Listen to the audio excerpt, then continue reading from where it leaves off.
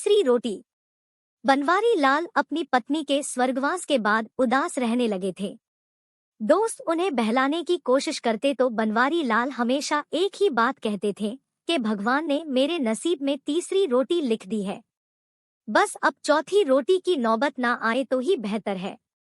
बनवारी लाल की बातें उनके दोस्तों के सर के ऊपर से निकल जाती थी और उन्हें कुछ भी समझ में न आता था कि आखिर ये तीसरी और चौथी रोटी का चक्कर क्या है। एक दिन बनवारी लाल के एक दोस्त शर्मा जी को उनके अपने ही बच्चे वृद्धा आश्रम भेज रहे थे। ये देखकर बनवारी लाल बहुत दुखी हो गए और कहने लगे, क्या जमाना आ गया है। जिन बच्चों को पालने के लिए शर्मा जी ने अपने आप को कुर्बान कर दिया था, आज वही बच्चे बड़े होकर शर्मा जी को उनके अपने ही घर से निकालकर वृद्धा आश्रम भेज रहे हैं।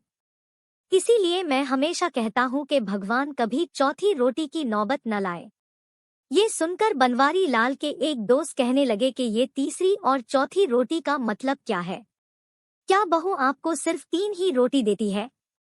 बनवारी लाल कहने लगे, नहीं यार, ऐसी कोई बात नहीं है, बहू तो बहुत अच्छी है।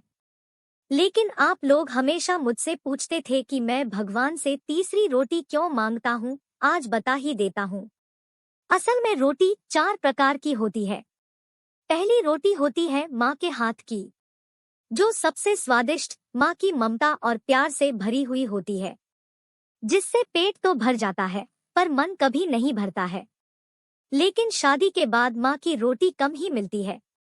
दूसरी रोटी होती है पत्नी के हाथ की, जिसमें अपनापन और समर्पण भाव होता है, जिससे पेट और मन दोनों भर जाते हैं। बनवारी लाल का लॉजिक सुनकर सभी दोस्त हैरान थे। एक दोस्त कहने लगा, क्या बात कही है यार, 16 आने सच, ऐसा तो हमने कभी सोचा ही नहीं। फिर तीसरी और चौथी रोटी किसकी होती है? बनवारी लाल कहने लगे, तीसरी रोटी होती है बहू के हाथ की, जिसमें सिर्फ कर्तव्य का भाव होता है, जो कुछ कुछ स्वाद भी देती है और पेट भी भर देती है और वृद्धा आश्रम की परेशानियों से भी बचाती है। थोड़ी देर के लिए वहां चुप्पी छा गई। लेकिन ये चौथी रोटी कौन सी होती है? मौन तोड़ते हुए एक दोस्त ने पूछा। चौथी रोटी होती है वृद्धा आश्रम के नौकरानी के हाथ की, जिससे ना तो इंसान का पेट भरता है और ना ही मन तृप्त होता है, और स्वाद की तो कोई गारंटी ही नहीं है। इसीलिए माँ की हमेशा पूजा करो, पत्नी को सबसे अच्छा दोस्त बनाकर जीवन जियो, बहू को अपनी बेटी समझो और छोटी मोटी गलतियां नजरअंदाज कर दो। बहू खुश रहेगी तो बेटा भी ध्यान रखेगा। यदि हालात चौथी रोटी तक ले आए तो भगवान का आभार जताओ कि उसने जीवित रखा हुआ है। और अब स्वाद पर ध्यान मत दो, केवल जीने के लिए थोड़ा कम खाओ ताकि आराम से बुढ़ापा कट जाए।